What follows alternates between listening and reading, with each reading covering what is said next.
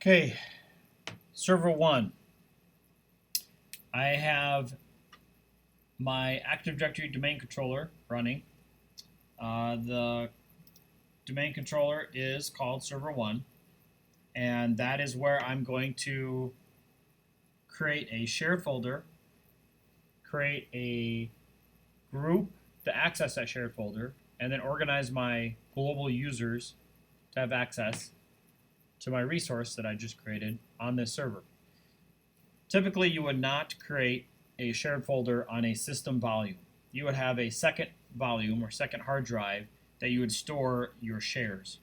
But for this example, I'm going to put it all in the C drive because that's where I have it stored. Try to keep things organized and simple. We're going to create only one share. Even though we have multiple departments, we have, let's take a look at my OU. We have a warehouse forklift operator, HR manager, and a warehouse supervisor. So because we have two departments, warehouse and HR, we're going to create two departments folders where they can put shared files and resources. So I'm going to create a folder on my C drive, which again I don't recommend, and I'm going to name this folder department and share it. Inside of it, I'm going to create two subfolders, one called HR and one called warehouse.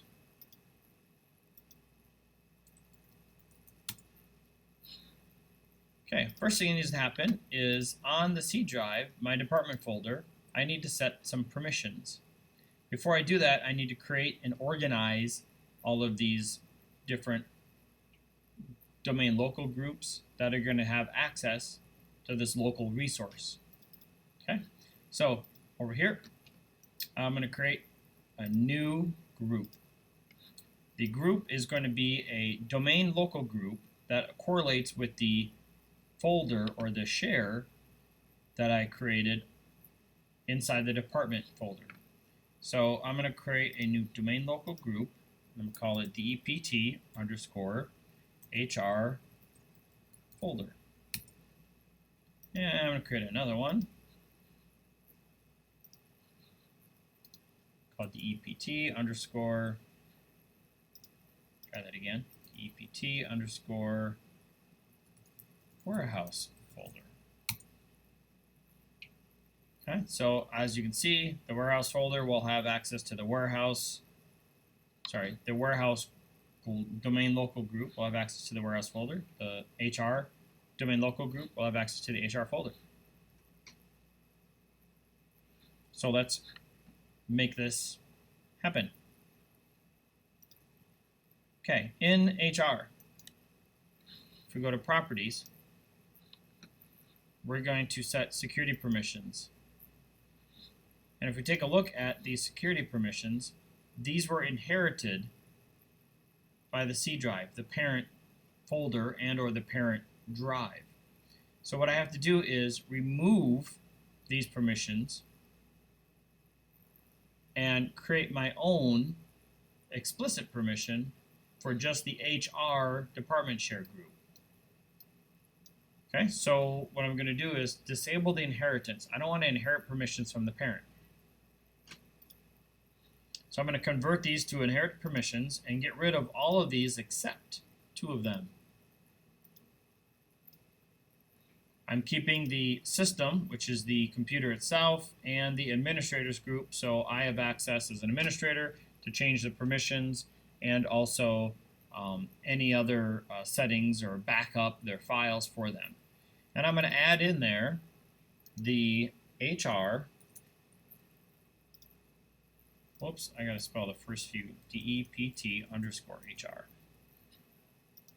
So the HR folder, and I'm going to give them modified permissions. So now anybody that's a member of the HR department folder will have access to modify any files inside of this folder on my C drive of my server. I do not want to, and I want to be careful not to give this full control access, because if the HR members have full control, they will be able to change the permissions. which means they could accidentally remove their own access to this folder.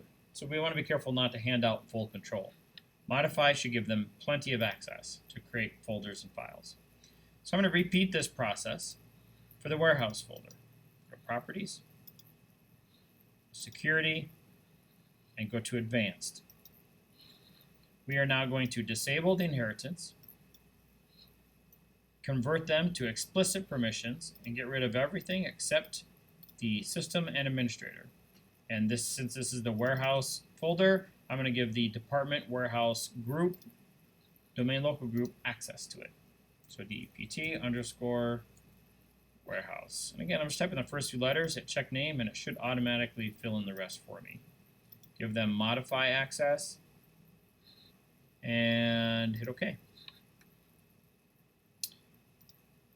Okay, so now I have specifically identified what permissions are set for each folder. Going back up one directory, and let's take a look at the department folder. For Properties, right now the department folder is not shared, and if I take a look at security permissions, the users group has access to read, list, and execute.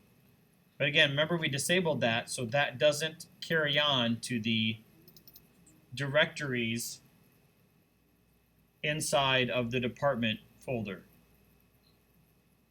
the HR and the warehouse.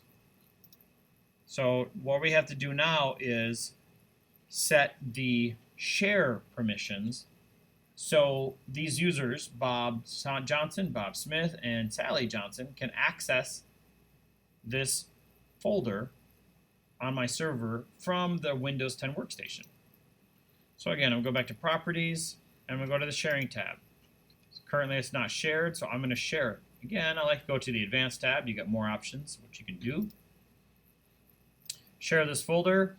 The share name does not have to necessarily match the name of the actual folder. But for simplicity's sake, we can keep it DEPT. Again, being an old person in IT, I like to keep my names of my folders and files within 8 characters. It just keeps things simplified.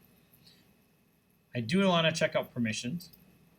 Right now, if I am anybody on the network, I can read the contents of this share. But if I try to change anything, even though I've been given permissions to it, I'm not going to be able to change anything inside of one of the warehouse or the HR folders.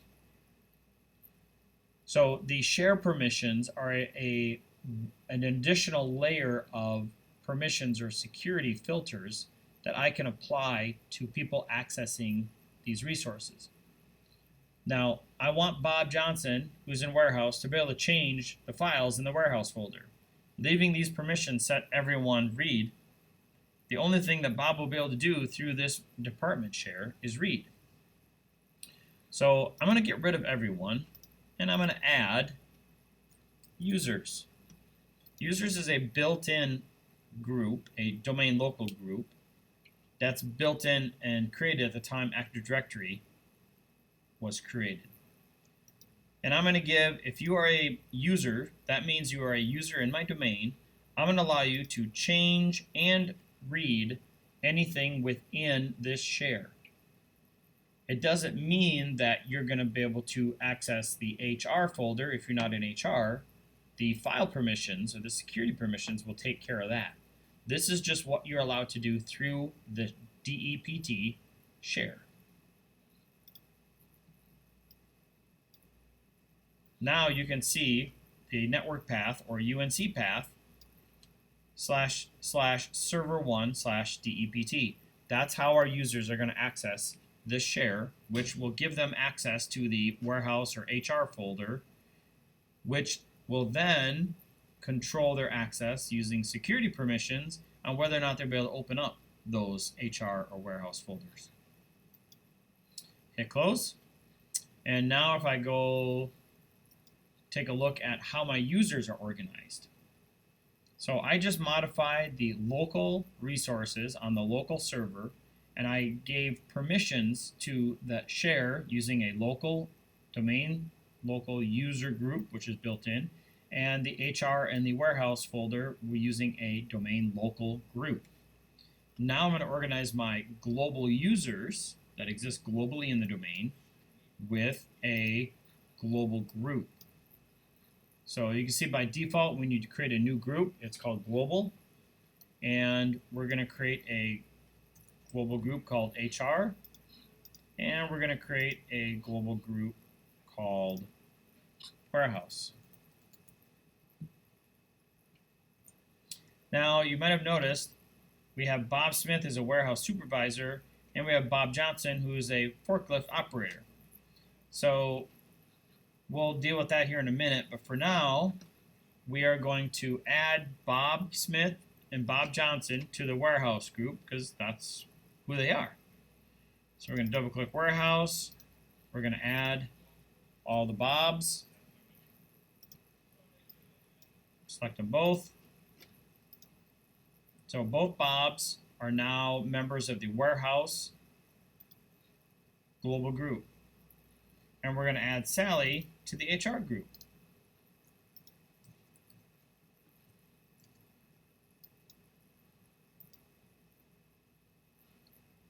But there's no link currently between these global groups and accessing the local resources through the local groups. So we now have to add the global group warehouse into the department local group. So any members of the global warehouse group will have access to the local warehouse folder. Members, and let's add warehouse, and let's go HR, add HR. Now if I go log in as Bob Smith or Bob Johnson, I should be able to access and add contents to the department folder. Let's just take a look though. So warehouse, I'm going to create a little text file, and the Bobs should be able to see that file. If I go into the HR, I'm going to create a test HR text file, and we'll see if they can access that. They're getting a little sneaky. Let's see what they're going to do. Oh, okay, so this is my Windows 10 workstation. I'm going to log in as Bob Smith on the domain. And Bob's going to access this resource. Now, typically users don't know how to do this. So we're going to be in another video talking about how we can create a drive mapping. But for now, just to test this out, we're going to type in the UNC path of server 1, and look, there's my department share. Okay, if I just hit server 1, you can see the list of shares that exist. These two were already created when Active Directory was created.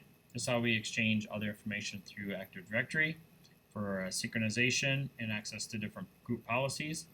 This is our department share that we just created. So I'm going to go inside of this. I'm Bob Smith, so I should have access to warehouse. But Bob is kind of sneaky. He's curious. I wonder if I can go take a look at what other people do in HR. Oh, I'm denied access to the HR folder. Well, now can I go into my own warehouse folder? Yep. Hey, look, there's the test file that was created by the administrator. Bob Smith was here. Close it down, save it, and I have access to save it.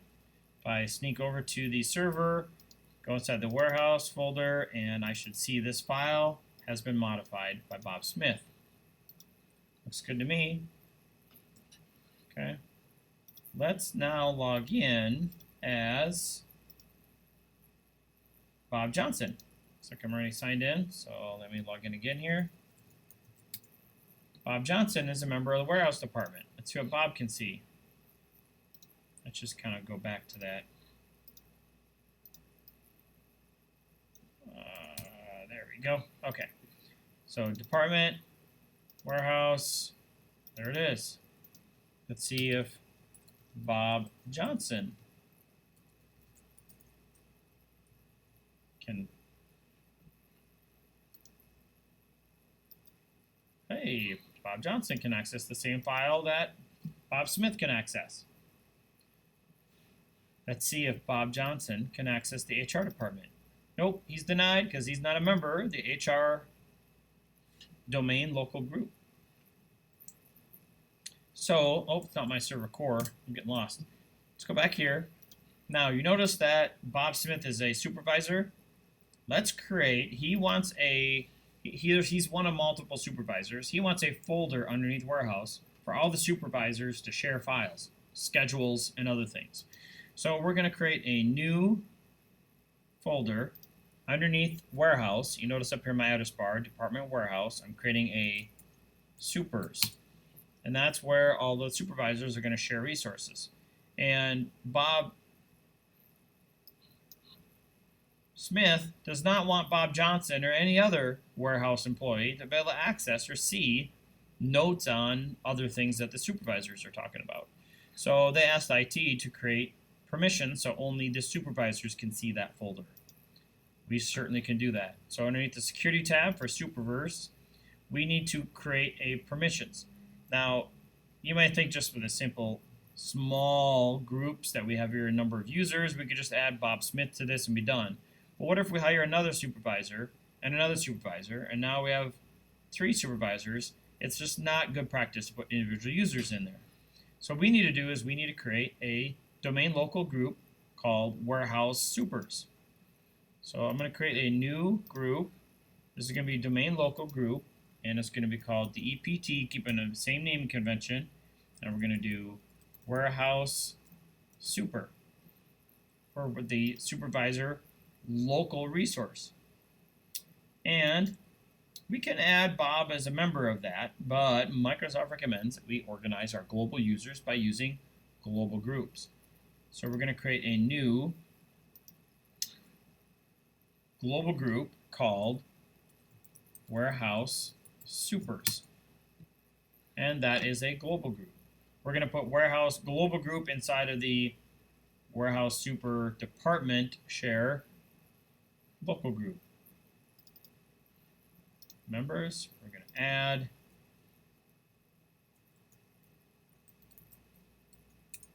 warehouse super and make sure Bob, who is one of the supervisors, we could have multiple, but for now we only have one. He's currently a member of warehouse. We're going to add him as a member of the warehouse supervisors. So now, if we go over here to the permissions for this particular folder, we're going to go to Advanced, and we're going to disable the inheritance, because if you can see here, anyone who's a member of the warehouse folder group has modify access. So we want to hit disable inheritance and convert it to an explicit permission, remove the warehouse folder, and add just the supervisors. So let's type in DEPT underscore warehouse supervisors, check names, there we go. Give them modify access, hit OK, and OK. So now only the department warehouse supergroup has modify access to this. Let's go test this out. And again, I'm mixed up. All right, so who am I? I'm Bob Johnson. Bob's like, all right, what do we got going on here? He's like, ooh, there's a supers folder. Oh, I can't get access to it. Well, let's log out and log in as Bob Smith, who is the actual supervisor, and see what Bob Smith can access. So I'm in the warehouse folder. There's my new supers folder that I asked for, and I can't access it. This is common because my user Bob Smith has to log out and log back in to get the token for this new access that he wants to get access to. So I'm going to log out, not restart. Oops, you know what? I was Bob Johnson there, not Bob Smith. That's why. Bob Smith, let's put in his password.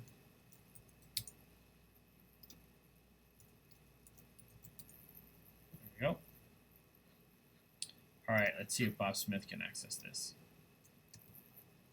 Server 1, DEPT. He's in warehouse, and he's a supervisor. There we go. Now we can access, create documents that Bob Johnson cannot see. And out here, you can create new documents too. So again, let's just double check. Make sure. So I'm currently Bob Johnson, so I'm going to switch to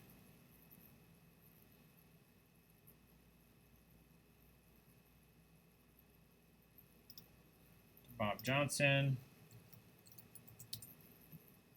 See what Bob Johnson can access. Supers, nope. But he can see the brand new file that was created by Bob Smith.